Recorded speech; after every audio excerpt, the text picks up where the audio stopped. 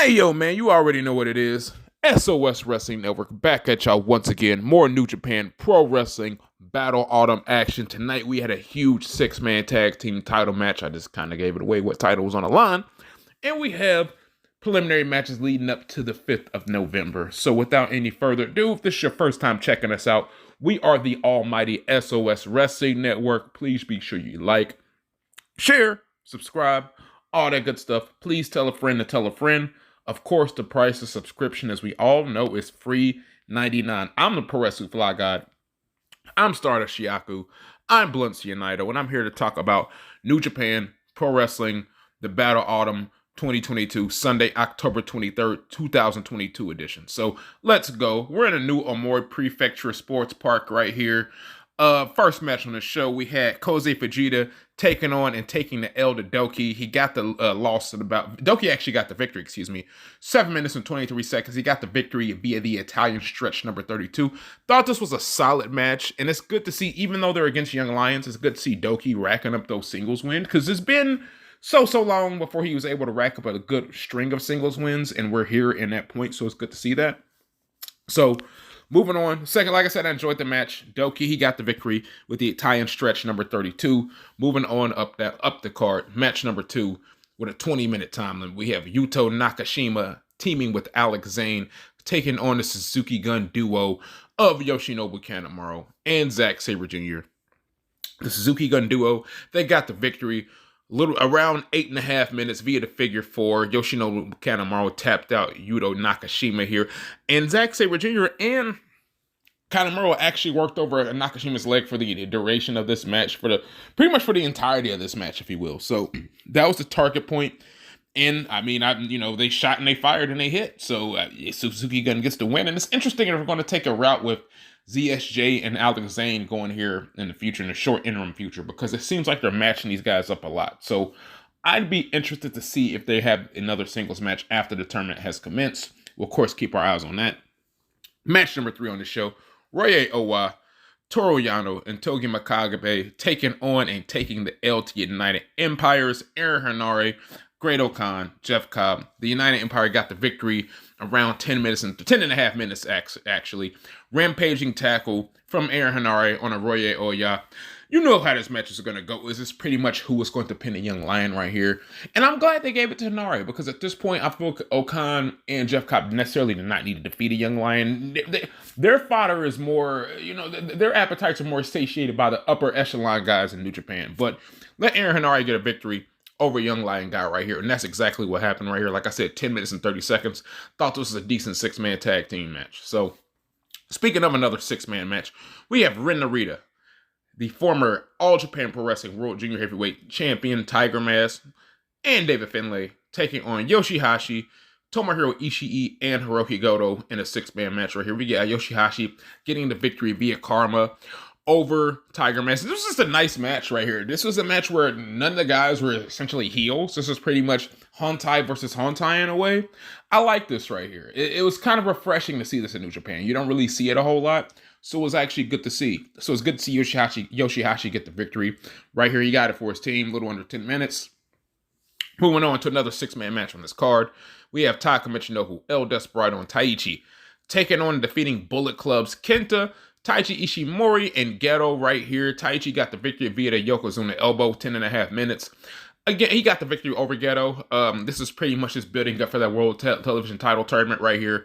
It's good to see Taichi Ishimori and El Desperado. It'd be interesting if they maybe face... well, we know what they're going ahead to do as far as Wrestle Kingdom at 4-way. So this is pretty much just preliminary stuff before we get there, even though it's just October. And Geto and Taka Michinoku, established veterans. What more can you ask for right there? Established veterans in the game. So it is what it is. Geto took the pinfall for his team. Moving on up the card, we have a standard tag team match right here. Master Wato, Tamaki Homa taking on and getting beat by Los Ingobernables de Japons, Hiromu Takahashi, and Sonata right here. Sonata put Homa away with the skull in around 11.5 minutes right here.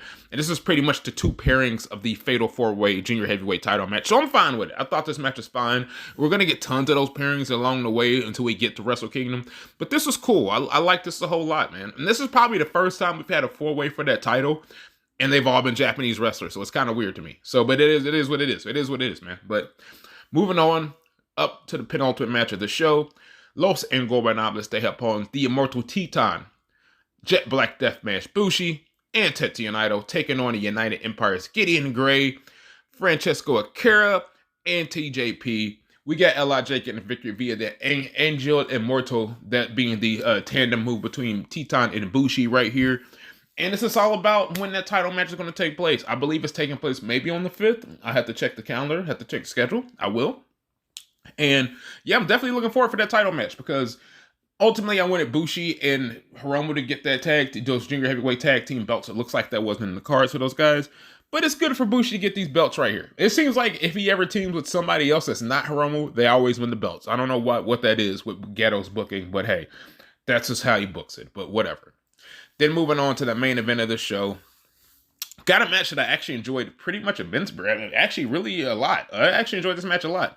We had for the Never Openweight 6-man tag team titles, we had the House of Torture defending the belts against Ryusuke Taguchi, Hikuleo, and Hiroshi Tanahashi right here. They got the victory done in about 21 minutes, almost 22 minutes. Show got the victory over Taguchi via the shock arrow right here.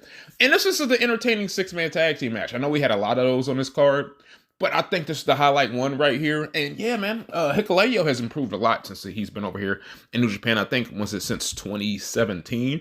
He's improved immensely right here. You get Taguchi taking a pinfall for his team, and the House of Torture remains dominant, having a stranglehold over on those Never Openweight 6-man tag team titles, man. So they move on. So the next time we're in the building for New Japan Pro Wrestling, let me go ahead and check the schedule. I think on Wednesday, let me check Wednesday. I believe we're back at it with World Tag Team or World Television Title Tournament. So our first match on Wednesday for the World TV Championship Tournament, we're going to have Toru Yano taking on the Great Khan. We got Ren Narita taking on Tomohiro Ishii. I'm actually looking forward to Tomohiro Ishii versus Ren Narita a lot. Of course, I got Great Khan beating Toru Yano, even though some shenanigans could happen, and I could see Yano advancing. I ultimately got Tomohiro Ishii advancing over Ren Narita, even though this could be a time where you get some marquee victory, but it might be too early. But I wouldn't mind if Ren Narita got the victory right here. You know, I believe they have some on Thursday. They're starting the second round of the television title tournament on Thursday, so we'll have those participants then. That is what that is. And speaking of Never Openweight action and like Never Openweight titles and all that good stuff, there's been some controversy recently involving the IWGP or IWGP Never Openweight Championship. There's been some recent controversy because unless you've been hiding under a rock, unless you just they're not in the know, Carl Anderson, the current IWGP Never Openweight champion, is in WWE currently, and he still has stranglehold over that Never Openweight championship. So he's actually double booked for the November 5th show because he's supposed to schedule to be at Crown Jewel, and he's scheduled to be in Japan defending that title. So, and of course, the New Japan president Takami Obahara says he's not pleased with Carl Anderson missing Never Openweight title defense at Battle Autumn. So, like I said, he got double booked for that show. Tokyo Sports actually called up with Obahara to talk to him. He said he's angry over the matter. Anderson has said that New Japan did not speak to him about the booking. He says New Japan didn't talk to me, so it's double booked. I won't go to Japan until our timing is right. November 5th, we will not go to Osaka. So on that day, we have Anderson teaming with Luke Gallows, AJ Styles, taking on the Judgment Day in a 6-man tag team match. So it looks like they're going to run that out to Wrestle Kingdom, which if that's the case, that is what that is. Or they could, which has been very, on brand for New Japan Pro Wrestling, is when a wrestler is not, able to meet a show or meet a appearance at this show, especially a big title defense, they will normally strip them of the title and have it be a vacant title until we can get a winner. So it'll be interesting to see if they do that, or if they just let Anderson just hold this belt hostage to Wrestle Kingdom. I will keep my eyes on the situation. Me personally, I'm just like, hey, if he's not showing up, just go ahead and strip him the belt. Or this could be an elaborate work. We never know. It's kind of hard to tell with pro wrestling these days. Anything could be a work. Anything could be a shoot. I think this is almost like a fine line depending on which one is which. So, yeah, man. This was my New Japan Pro Wrestling Battle Autumn 10/23/2022 review, man. Hopefully y'all enjoyed it. Tell a friend and give us a subscription. We're the almighty SOS Wrestling Network. Hopefully you like, share, subscribe, all that good stuff, man. Like I just said, hopefully you enjoyed the review. I'm the Puroresu Fly God, man. I am Stardust Yaku. I am Blunt Unido, man. Otherwise known as Emperor Dion. Y'all know what it is, bro. About to holler at y'all later. Y'all have a good one. Peace.